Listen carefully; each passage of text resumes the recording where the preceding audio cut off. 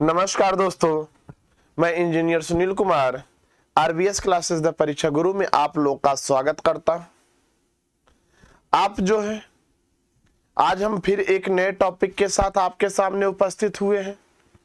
आज जो हम लोग चर्चा करेंगे भारत में कृषि कीमत नीति, इसकी आवश्यकता क्यों पड़ी, एक एक चीजों को हम लोग आगे देखेंगे दोस्तों। ठीक, उसके पहले अगर हम आपसे बात करें दोस्तों,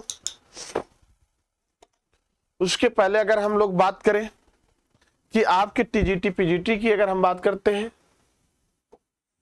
तो टीजीटी पीजीटी की जो आपका सिलेबस है, टीजीटी पीजीटी आप जानते हैं हम लोग इकोनॉमिक्स जो सोशल साइंस है, सोशल साइंस में हम आपको इकोनॉमिक्स और इकोनॉमिक्स में अगर बात किया जाए जो फीस आपको एक सुनहरा अवसर है,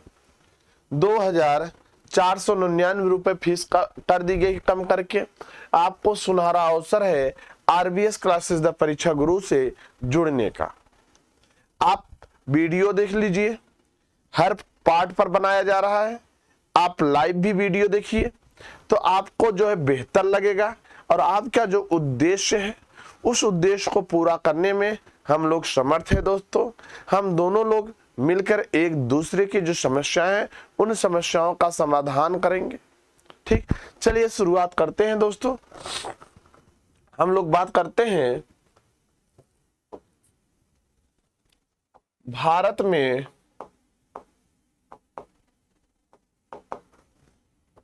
में कृषि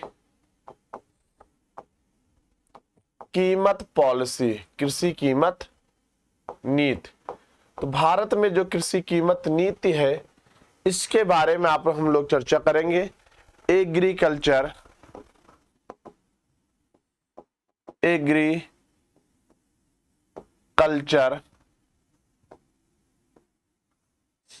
प्राइस पॉलिसी ऑफ इंडिया, यह हमारा टॉपिक का नाम है। एग्रीकल्चर प्राइस पॉलिसी, अच्छा इन इंडिया। अब बात करते हैं भारत में कृषि कीमत नीति की आवश्यकता क्यों पड़ी। सबसे पहली बात हम लोग देखेंगे कृषि कीमत नीति की आवश्यकता क्यों पड़ी। आवश्यकता क्यों पड़ी, यहीं से प्रारंभ करते हैं। कृषि कीमत की आवश्यकता क्यों पड़ी। हम जानते हैं, अब बात किया जाए जो किसी भी वस्तु एवं सेवाओं की अगर बात किया जाए, वस्तु एवं सेवाओं, तो वस्तु एवं सेवाओं की कीमत,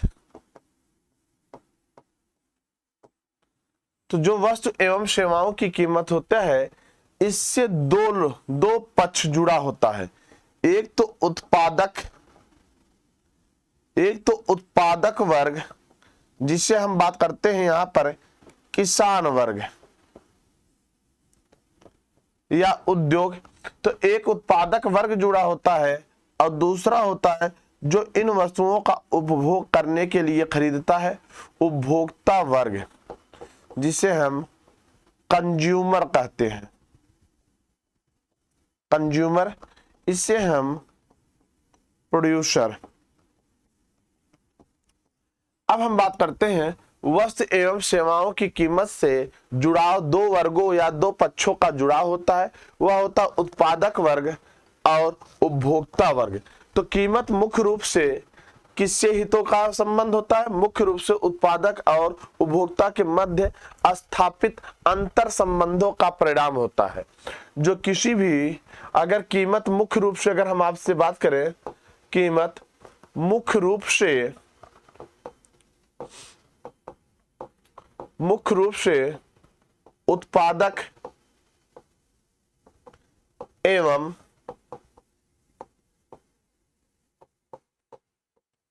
उपभोक्ता वर्ग के मध्य अंतर संबंधों का अंतर संबंधों का परिणाम होता है। अंतर संबंधों का क्या है? परिणाम। अगर हम बात करते हैं, अगर उत्पादक वर्ग और उपभोक्ता वर्ग, और बात किया जाए जो वस्तुओं की कीमत में उतार चढ़ाव, वस्तुओं एवं सेवाओं की कीमत में उतार चढ़ाव देखने को मिलता है। उतार चढ़ाव देखने को मिलता, समझने का प्रयास करते, देखने को मिलता है। और इसी उतार चढ़ाव के कारण जो है हमारी अर्थव्यवस्था में अस्थिरता बनी रहती है, अस्थिरता बनी रहती है। तो जब वस्तुओं एवं सेवाओं की कीमत में उतार चढ़ाव होता है तब उपभोक्ता, जब हमने कहा वस्तुओं एवं सेवाओं की कीमत में उतार और चढ़ाव देखने को मिलती है, तब किसके हितों के बीच में टकराव होता है? उत्पादक वर्ग और उपभोक्ता वर्ग के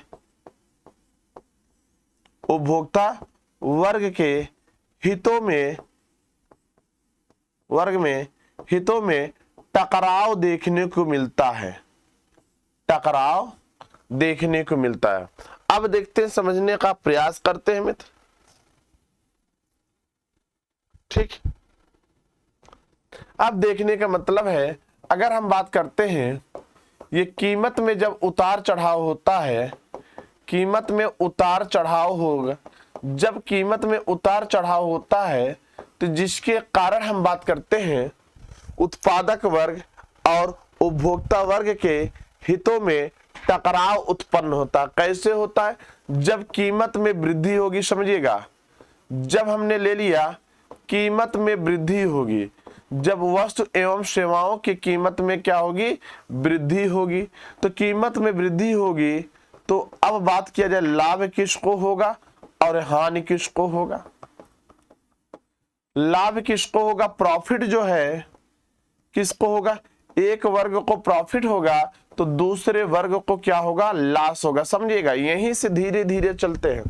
तो हमने कहा जब वस्तुएं एवं सेवाओं की कीमत में वृद्धि होती है तो आपको बात किया जाए, जब वस्तुएं एवं सेवाओं की कीमत में वृद्धि होगी तो उत्पादक वर्ग को लाभ होता है, उससे अपने वस्तुओं को पहले की अपेक्षा अधिक कीमत मिलती है।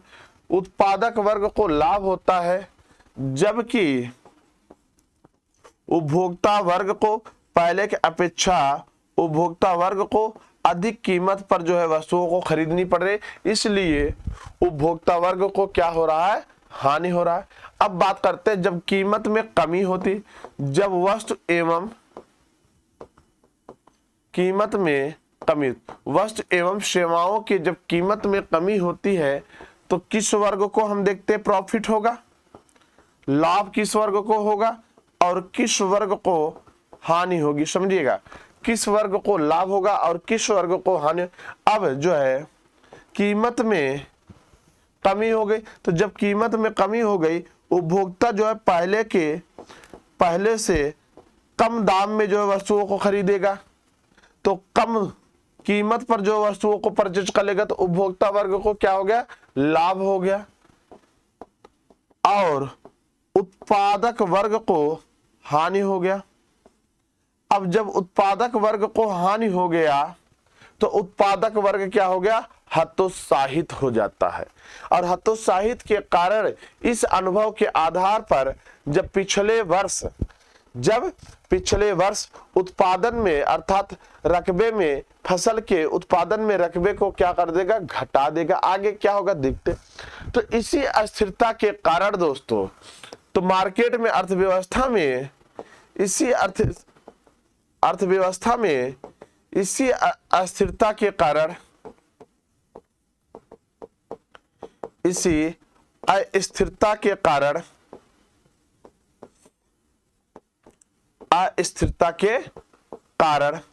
अब हम बात करते हैं, इसी अस्थिरता के कारण अर्थव्यवस्था में असंतुलन,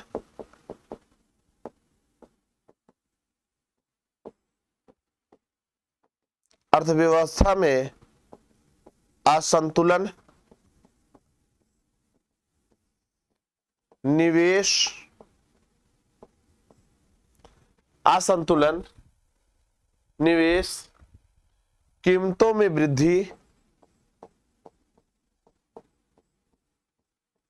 असंतुलन, निवेश, कीमतों में वृद्धि, जिसे हम बोल रहे हैं मुद्रास्फीति, मुद्रास्फीति, और आय की असमानताएं,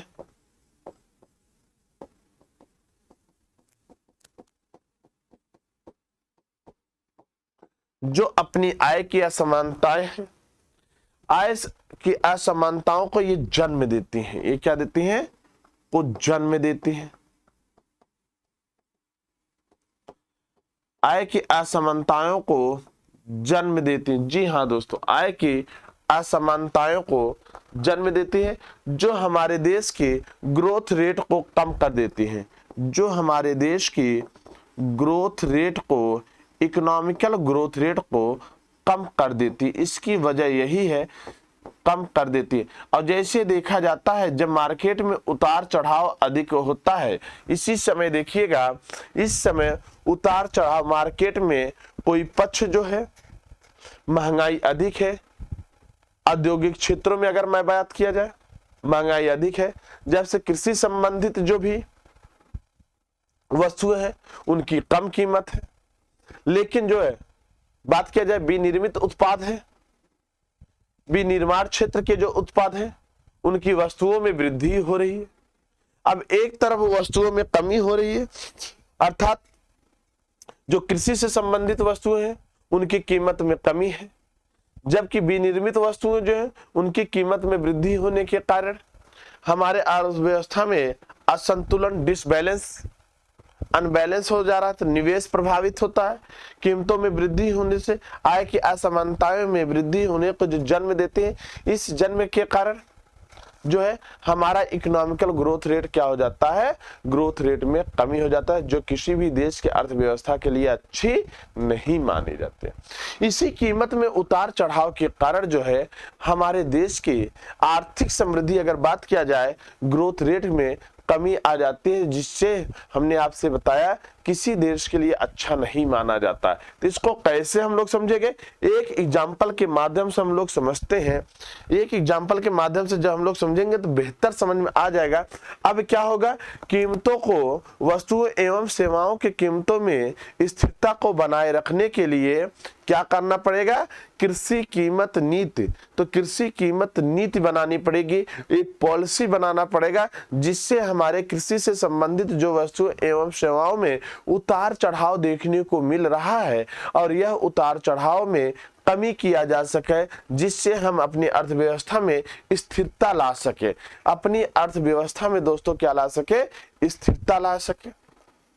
और जब स्थिरता लाएंगे, जब किसान की मैं बात करूं, किसान अगर अपने उत्पादन के, अर्थात जो लागत है, लागत के साथ जो है अगर कुछ प्रॉफिट कमा लेगा, कुछ उसको प्रॉफिट, एक न्यूनतम प्रॉफिट मिल जाए, जिसके कारण वह अगले वर्ष जो है फसल के उत्पादन के लिए प्रोत्साहित होगा, तो ऐसे में हमारे अर्थव्यवस्था क्या होगी? हमारी अर्थव्यवस्था में संतुलन बना रहेगा। लेकिन कीमतों में उतार और चढ़ाव के कारण कभी हमारा किसान अर्थात उत्पादक वर्ग हतोत्साहित हो रहा, तो कभी जो है उपभोक्ता वर्ग हतोत्साहित होने के कारण जो दोनों के हित प्रभावित हो रहे हैं। इसीलिए अब जरूरी हो गया कि सरकार को अब इस क्षेत्र में इस अस्थिरता जो बनी है, स्थिरता को लाने के लिए अब सरकार को हस्तक्षेप करने के लिए अनिवार्य बना देती है। अब कैसे हस्तक्षेप होगा? जब किसी वर्ष उत्पादन अधिक होगा तो उस समय क्या नीतियां होनी चाहिए, और जब किसी वर्ष उत्पादन कम होगा उस समय क्या नीतियां होंगी। तो धीरे धीरे हम लोग समझने का प्रयास करते हैं। अब हम एग्जाम्पल के माध्यम से समझते हैं। मान लीजिए किसी वर्ष आलू के उत्पादन में, किसी वर्ष आलू का उत्पादन किया गया, किसी वर्ष आलू के उत्पादन में किसान को लाभ हुआ, किसान को लाभ हुआ। अब समझिएगा, किसान को लाभ हुआ जब किसी वर्ष, मान लीजिए पिछले वर्ष जो है जब आलू का उत्पादन किया गया, आलू की फसल की बुआई किया गया और जब उत्पादन हुआ उससे किसान को लाभ हुआ। अब क्या करेगा, इस वर्ष लाभ को देखते हुए, इस वर्ष लाभ के आधार पर, क्योंकि पिछले वर्ष जो है उसे आलू में फायदा हुआ था, लाभ हुआ था, तो इस वर्ष लाभ के आधार पर किसान जो है, किसान अब क्या करेगा, किसान अब जो है आलू के उत्पादन के लिए रकबे को बढ़ा देगा। आलू के उत्पादन के लिए, उत्पादन के लिए रकबे को बढ़ा देगा।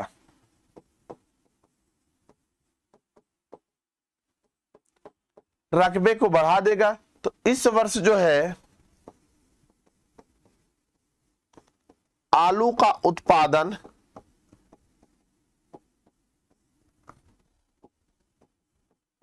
अधिक होने से, अब इस वर्ष आलू का उत्पादन क्या होता है, अधिक हो जाता है। जब आलू का उत्पादन अधिक हो जाता है तो आपूर्ति की तुलना में, अब क्या आपूर्ति, तो अब सप्लाई क्या होगी, अधिक होगी। क्यों, इस वर्ष जो है सप्लाई क्या होगी, अधिक होगी, आपूर्ति अधिक होगी। आपूर्ति अधिक क्यों होगी, क्योंकि इस वर्ष जो है पिछले वर्ष की अपेक्षा आलू का उत्पादन अधिक हुआ, सप्लाई अधिक हुआ। और इस वर्ष क्या होगा, आलू के अधिक के कारण आपूर्ति की तुलना में, आपूर्ति की तुलना में मांग कम होता है। अब आप जानते हैं आपूर्ति की तुलना में अगर सप्लाई अधिक हो जाए, डिमांड कम हो जाए, तो जब सप्लाई अधिक हो जाती है और डिमांड कम हो जाती है मित्र, तब क्या प्रभाव पड़ता है, वस्तुओं एवं सेवाओं की कीमत में कमी आ जाती है। तो मांग कम होता है जिसके कारण वस्तुओं एवं सेवाओं की कीमत में क्या आ जाती है, वस्तुओं एवं सेवाओं की कीमत में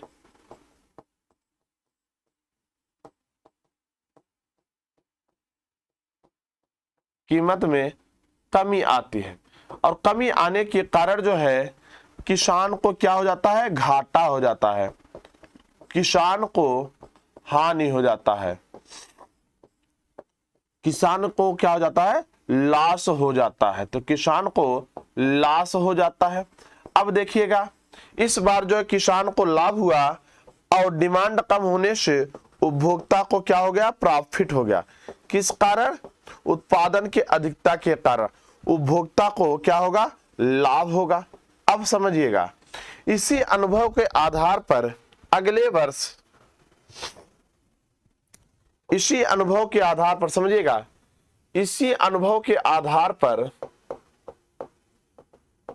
इसी अनुभव के आधार पर एकदम बेसिक्स में चल रहा हूं। इसमें आपको कोई एक चीज ऐसा नहीं होगा जो नहीं समझ में आएगा। एकदम बेसिक, जिसको कहते एकदम बेसिक से मैं चल रहा हूं। इसमें ऐसे कोई भी प्रकार की समस्या नहीं है जो आपको ना समझे। एकदम जब बेसिक क्लियर होता जाएगा, धीरे धीरे हम लोग लेवल को बढ़ाते चलेंगे और अपना लेवल जो होगा एग्जाम बेस तक हो। हम ये आपसे कहना चाहते, जुड़ना चाहते हैं कि कॉन्सेप्चुअल पढ़ाई होनी चाहिए दोस्तों, ऐसे नहीं कि हमें रटाया जाए। देखिएगा कैसे कैसे जो है कौन कौन सी नीतियां क्यों लानी पड़ी, क्यों सरकार को हस्तक्षेप करना पड़ा, वस्तुओं एवं सेवा की कीमत में निर्धारण के लिए, बैलेंस बनाने के लिए, संतुलन को स्थापित करने के लिए सरकार को हस्तक्षेप करना पड़ा। क्यों, वही देखने का हम लोग प्रयास कर रहे हैं। तो इसी अनुभव के आधार पर अब किसान जो है, किसान आलू के उत्पादन के लिए, आलू के उत्पादन के लिए इस बार अब जब घाटा खाया तो रकबे को घटा देगा, रकबे को घटा देता है। जब अब इस वर्ष क्या हुआ, जब पिछले वर्ष देखा, किसान ने देखा कि पिछले वर्ष जब हमने आलू अधिक उत्पादन हुआ और आलू अधिक उत्पादन होने के कारण जो है उस तुलना में हमें प्रॉफिट नहीं हो पाया, हमें लॉस हो गया। क्योंकि जिस वर्ष आलू अधिक हुआ था उस वर्ष तो फायदा अधिक होना चाहिए था, लेकिन इसके विपरीत हो गया। आलू का उत्पादन जिस वर्ष अधिक हो गया, आप देखते भी है आगरा जैसे शहरों के आसपास क्षेत्र में देखेंगे, आलू का उत्पादन के सही कीमत न मिलने के कारण लोग आलू जो है, किसान जो है अपना जो है गुस्सा जाहिर करता है, अपना विरोध जाहिर करते हैं और सड़कों पर अपना आलू फेंक देते हैं, बेचते भी नहीं है। क्यों? क्योंकि उनको देखा जाता है, उनको जो है आलू की सही लागत न मिल पाने के कारण वह हतोत्साहित हो जाते हैं। इसी समस्या का समाधान करने के लिए अब देखते तो अगले वर्ष जो है हतोत्साहित होने के कारण किसान अगले वर्ष जो है आलू के उत्पादन के रकबे को इन्होंने क्या कर दिया, कम कर दिया। अब जब कम कर देंगे तो पिछले वर्ष की अपेक्षा जो है आलू का उत्पादन कम होगा, पिछले वर्ष की अपेक्षा, पिछले वर्ष की अपेक्षा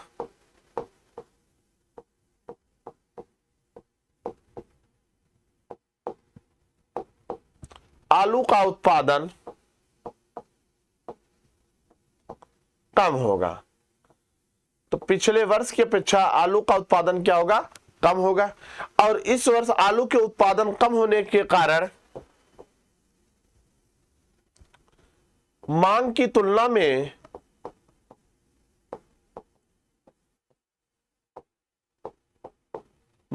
तुलना में आपूर्ति क्या हो गई, कम हो गई। जब मांग की तुलना में आपूर्ति कम हो जाती है, आपूर्ति कम हो गई। और आपूर्ति कम क्यों हो गई? क्योंकि पिछले वर्ष में जो किसानों ने आलू का उत्पादन किया था, आलू जब अधिक हो गया था, आलू का उत्पादन अधिक होने के कारण, सप्लाई अधिक होने के कारण डिमांड उसके तुलना में नहीं था, जिसके कारण पिछले वर्ष जो है किसान जो है हतोत्साहित हुआ। उसी हतोत्साहन के कारण अगले वर्ष जो है, इस वर्ष जो है उन्होंने आलू के उत्पादन के लिए खेत को ही, रकबे को ही घटा दिया। अगर पिछले वर्ष 10 बीघा पर आलू का उत्पादन किए थे, इस बार जो है 4-5 बीघा पर आलू का उत्पादन किए, जिसके कारण जो है डिमांड बढ़ गया और सप्लाई क्या हो गई, कम हो गई। आपूर्ति कम होने से आलू की कीमत क्या हो गई, आलू की कीमत में वृद्धि हो गई। तो आलू की कीमत में वृद्धि हो गई। तो आलू की कीमत में वृद्धि होने से पहले की अपेक्षा आलू की कीमत क्या हो गई, बढ़ गई। अब बढ़ गई तो उपभोक्ता को क्या होगा, उपभोक्ता को इस बार अधिक कीमत चुकाना पड़ता है होगा, अर्थात उपभोक्ता को क्या होगा, हानि होगा। और अब बात की जाए उत्पादक वर्ग को लाभ होगा, लेकिन उतना लाभ होना, उत्पादक वर्ग को लाभ तो होगा लेकिन इससे अधिक लाभ होना चाहिए था, क्योंकि अगर जितना लाभ होना चाहिए था उतना लाभ नहीं हुआ। क्योंकि अगर पिछले वर्ष के बराबर या रकबे में कमी नहीं किया होता तो इस बार किसान को ज्यादा लाभ होता। लेकिन पिछले अनुभव के आधार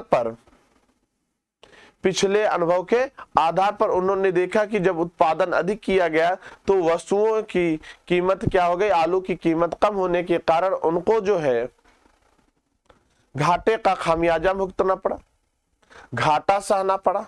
तो ऐसे में उस आधार पर देखा गया उत्पादक वर्ग आलू की कीमत बढ़ने के कारण जो है, आलू की कीमत बढ़ने के कारण उपभोक्ता वर्ग को क्या हुआ, हानि हुआ, लॉस हुआ। और उत्पादक वर्ग को जितना फायदा होना चाहिए था, जितना लाभ होना चाहिए था, उतना लाभ नहीं हुआ। और अगर बात किया जाए निष्कर्षता, अगर हम बात करते हैं कीमतों में उतार चढ़ाव बनी, तो उतार चढ़ाव या अनिश्चितता बनी रहती है। यही अगर देखा गया, चाहे उत्पादन अधिक हो चाहे उत्पादन कम हो, दोनों अवस्थाओं में कीमतों में अनिश्चितता बनी रहती है।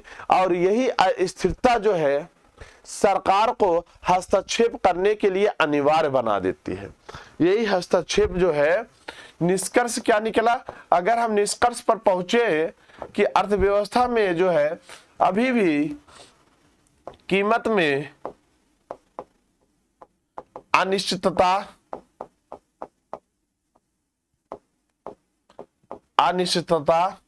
बनी रहती है,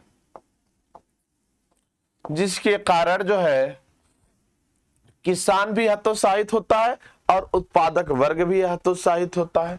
और इसी अनिश्चितता को, कीमत में अनिश्चितता जो बनी रहती है, इसी अनिश्चितता को, इसी कीमत के उतार चढ़ाव में संतुलन बनाए रखने के लिए, निवेश को प्रोत्साहित करने के लिए, किसान को प्रोत्साहित करने के लिए, और जब तक किसान प्रोत्साहित नहीं होगा तब तक अर्थव्यवस्था संतुलित नहीं हो पाएगी।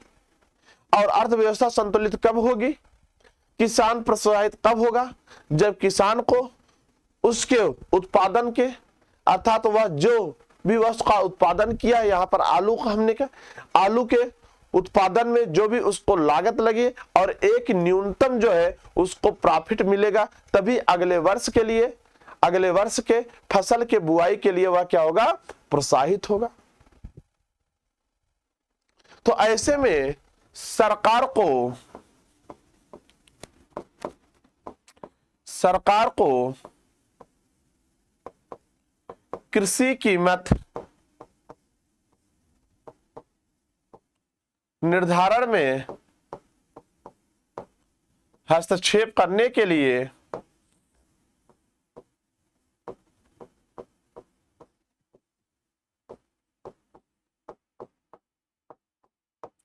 अनिवार्य बना देती है।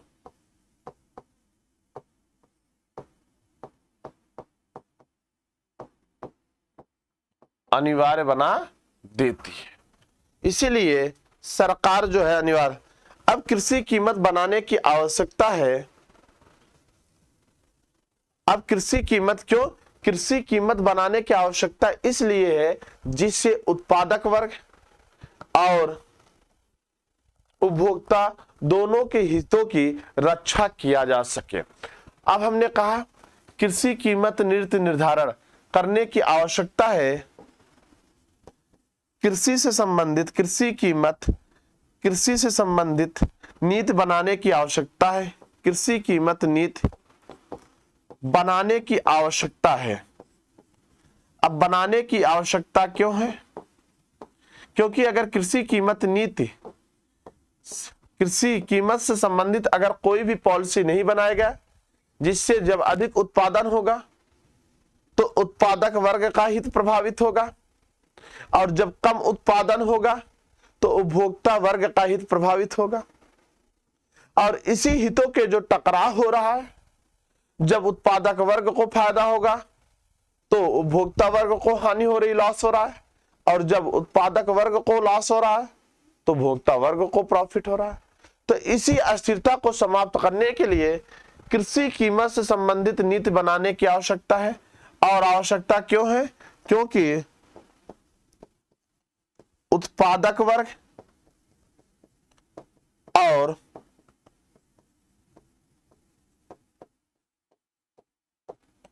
उपभोक्ता वर्ग के हितों की रक्षा की जा सके।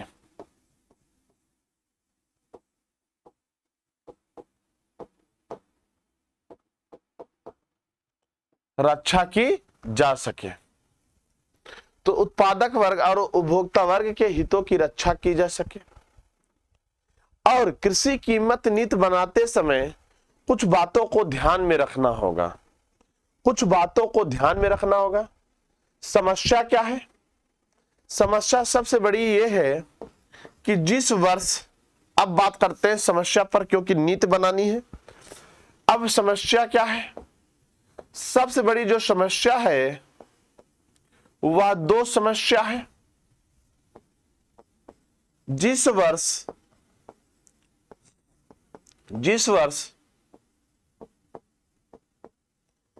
उत्पादन अधिक होता है,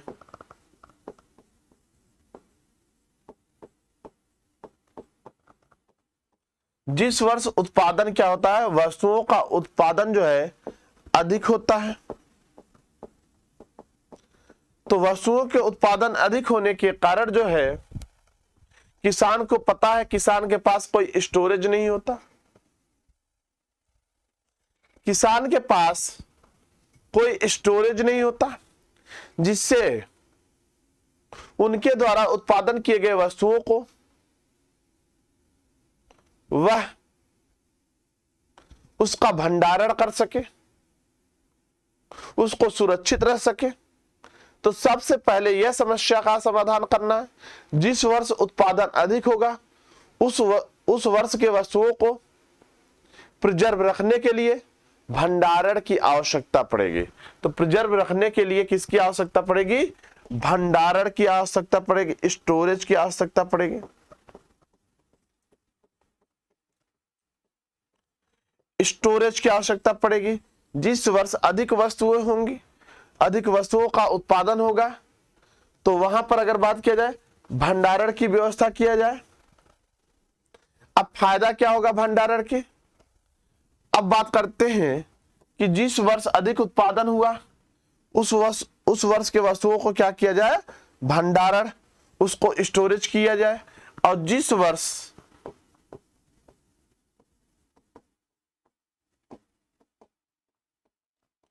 वस्तुओं के उत्पादन में, जिस वर्ष वस्तुओं के उत्पादन में कमी होती है,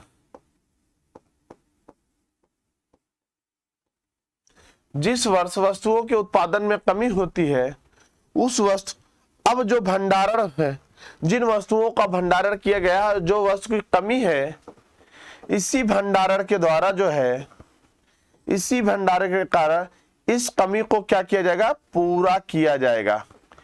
इस कमी को पूरा किया जाएगा। समझ में? पहली जो समस्या थी और दूसरी, दोनों समस्या का समाधान होने के कागार पर है हम लोग। हमने कहा जिस वर्ष उत्पादन वस्तुओं का अधिक होता है उस वर्ष जो है उस वस्तुओं का क्या कर लिया जाएगा? भंडारण कर लिया जाए, उसको स्टोर कर लिया जाए। उसके लिए हमें स्टोरेज की व्यवस्था करनी पड़ेगी, भंडार गृह की व्यवस्था करनी पड़ेगी।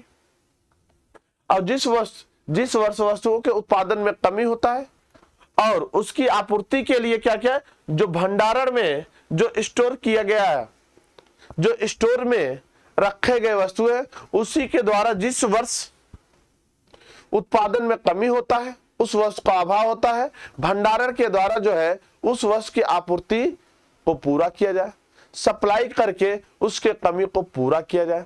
अब समझ में आया, इसके लिए क्या होना चाहिएगा? एक भंडारण गृह होना चाहिए। भंडारण गृह, अब हम बात करते हैं भंडारण गृह होना चाहिए। ठीक, भंडारण गृह होना चाहिए।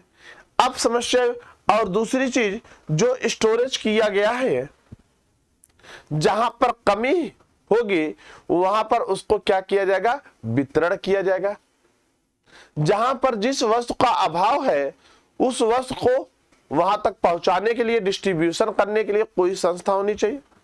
अर्थात भंडारण और वितरण के लिए कोई संस्था होनी चाहिए कि नहीं? डिस्ट्रीब्यूशन के लिए। और भंडारण तब होगा जब उसको क्या किया जाएगा? जब उसे एकत्रित किया जाएगा, उसको इकट्ठा किया जाएगा, उसको खरीदा जाएगा,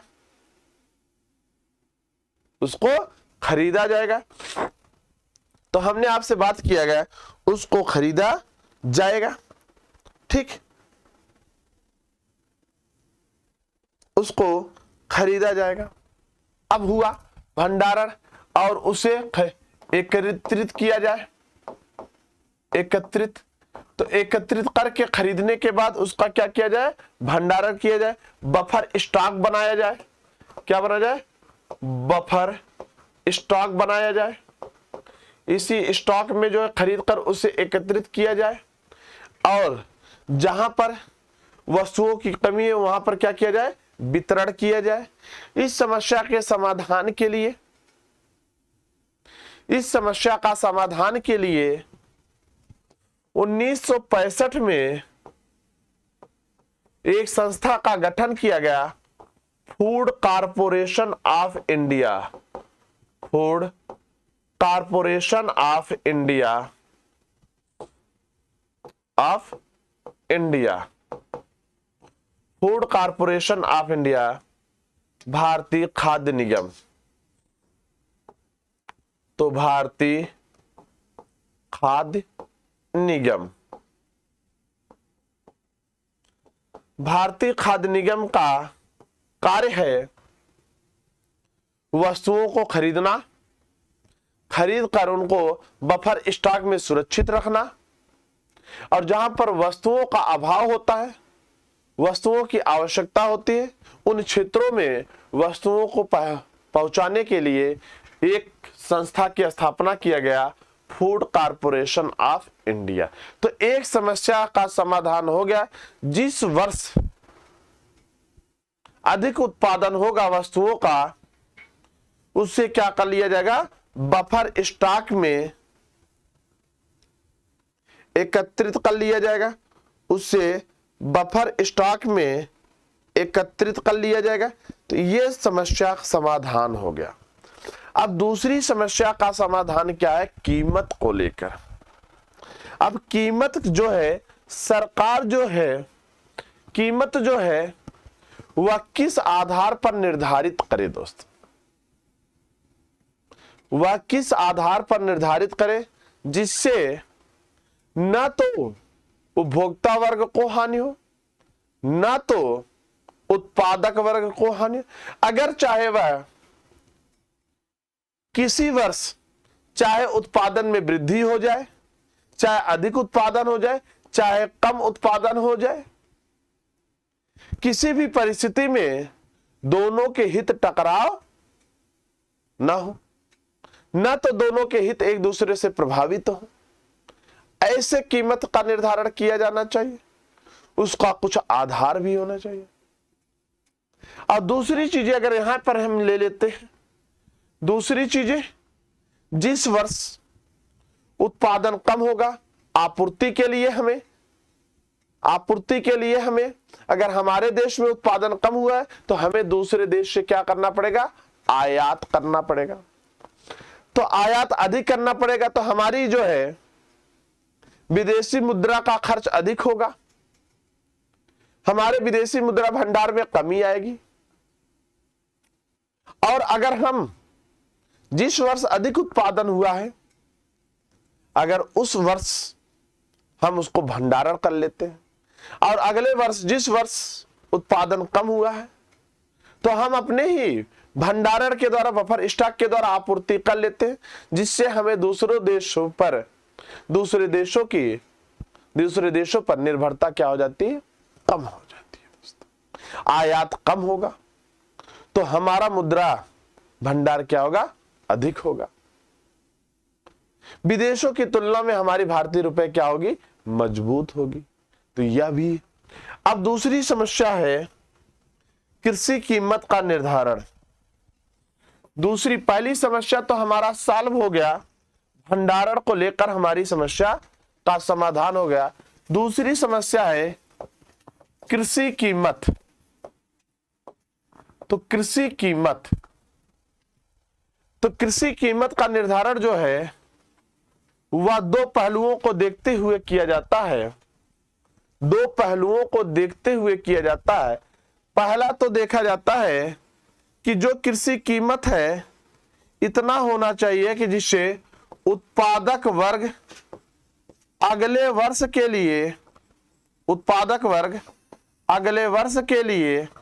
अगले वर्ष फसल उत्पादन के लिए फसल उत्पादन के लिए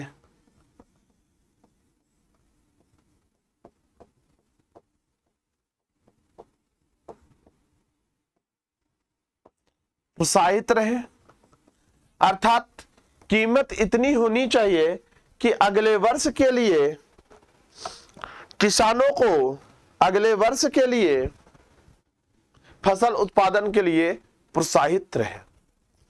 और अगर बात किया जाए अर्थात किसको ध्यान में देखते हुए, उनकी लागत और न्यूनतम प्रॉफिट को देखते हुए न्यूनतम लाभ, तो कम से कम इतना तो होना चाहिए जिससे उत्पादक वर्ग अर्थात किसान जो है अगले वर्ष फसल के उत्पादन के लिए प्रोत्साहित रहे। वह कब रहेगा? जब उसके लागत के साथ साथ उसको न्यूनतम लाभ भी मिले। उसको पता है कि अगर चाहे उत्पादन अधिक हो, चाहे उत्पादन कम हो, चाहे फसल की क्वालिटी अच्छी हो, चाहे फसल की क्वालिटी खराब हो, किसी भी परिस्थिति में हमें नुकसान नहीं होगा। किसी भी परिस्थिति में हमें नुकसान नहीं होगा, जिसके कारण वह अगले वर्ष के लिए फसल के उत्पादन के लिए प्रोत्साहित रहेगा। जी दोस्तों, प्रोत्साहित रहेगा। और दूसरा है कि दूसरा क्या ध्यान में देखना है कि उपभोक्ता वर्ग को उचित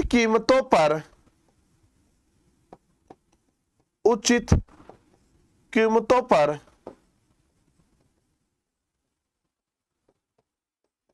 वस्तुओं को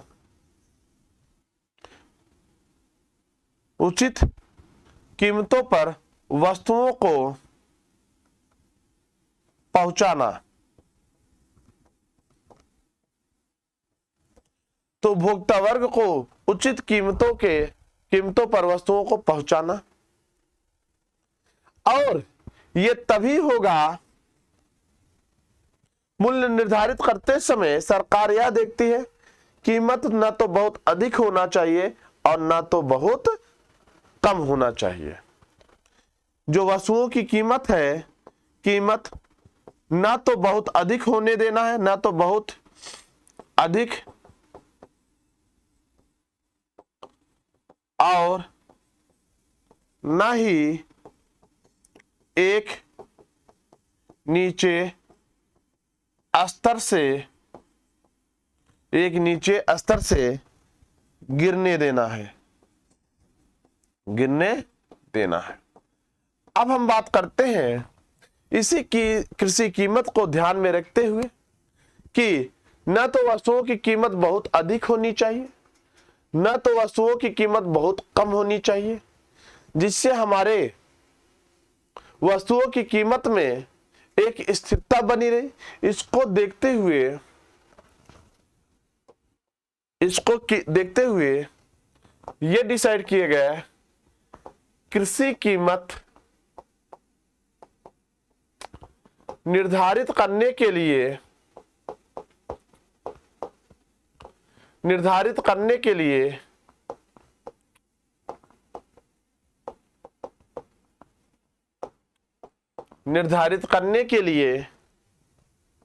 एक संगठन की स्थापना किया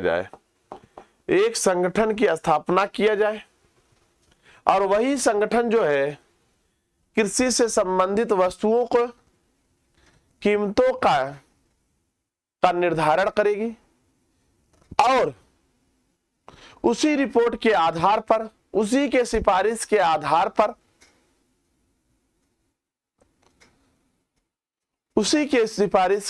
पर सरकार जो है वह कृषि वस्तुओं को क्या करेगी? खरीद करती है।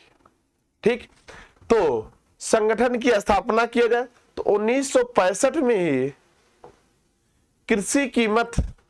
कृषि से संबंधित वस्तुओं की कीमत को निर्धारित करने के लिए 1965 में कृषि कीमत आयोग का गठन किया गया। कृषि कीमत आयोग का गठन किया गया। आप समझ में आ गया। कृषि कीमत आयोग का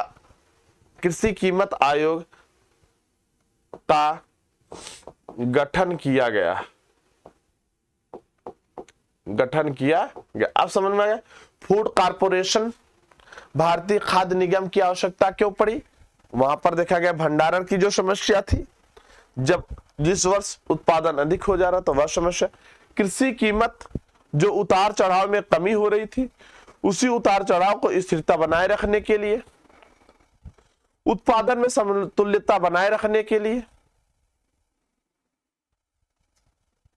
जो है एक आयोग का गठन किया गया।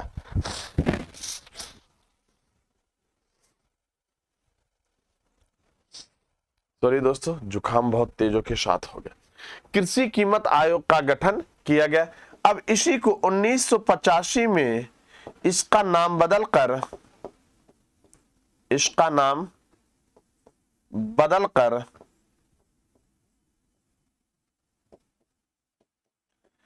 कृषि कीमत एवं लागत आयोग कर दिया गया है।